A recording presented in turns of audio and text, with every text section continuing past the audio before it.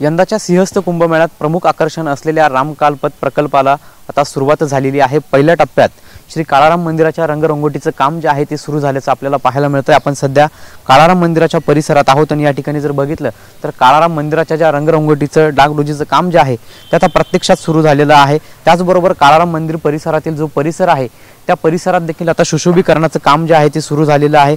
खरं तर हा प्रकल्प यंदाच्या सिंहस्थ कुंभमेळ्यात प्रमुख आकर्षण आणि नाशिकच्या धार्मिक ऐतिहासिक ओळखीला नवा आयाम देणारा आहे आणि आगामी सिंहस्थ कुंभमेळ्याच्या पार्श्वभूमीवर आता या कामाला सुरुवात झालेली आहे। केंद्र आणि राज्य सरकार त्याचबरोबर मनपाचा हा महत्त्वाकांक्षी प्रकल्प असून 146 कोटींचा हा प्रकल्प आहे।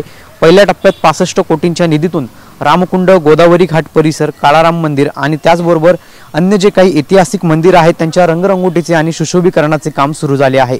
पहिल्या टप्प्यात या कामांमध्ये रामायणातील मिथक चित्रांची जी सजावट आहे ती केली जाणार आहे। दगडी भिंतींचे संवर्धन आणि मंदिरांच्या परिसरातील सुशोभीकरणावर भर दिला जाणार आहे। दरम्यान श्री काळाराम मंदिराच्या या कामाला सुरुवात झाल्याचं आपल्याला पाहायला मिळतंय आणि आपण जर या ठिकाणी बघितलं तर मंदिर परिसरामध्ये अशा पद्धतीचे काही जे पोस्टर्स आहेत ते लावण्यात आल्याचं आपल्याला पाहायला मिळतं। जे काम केलं जाणार आहे त्याची माहिती या ठिकाणी देण्यात आलेली आहे। खरं तर या प्रकल्पामुळे नाशिकच्या धार्मिक वारशाला नवी झळाळी जी आहे ती मिळणार आहे आणि आगामी सिंहस्थ कुंभमेळ्याच्या पार्श्वभूमीवर आता कुठेतरी विकास कामं असतील त्याचबरोबर सिंहस्थ कुंभमेळ्याची कामं असतील यांना वेग आल्याचं या माध्यमातून पाहायला मिळतंय। कॅमेरा पर्सन आकाश अवलेसह पवन येवले, TV9 मराठी, नाशिक।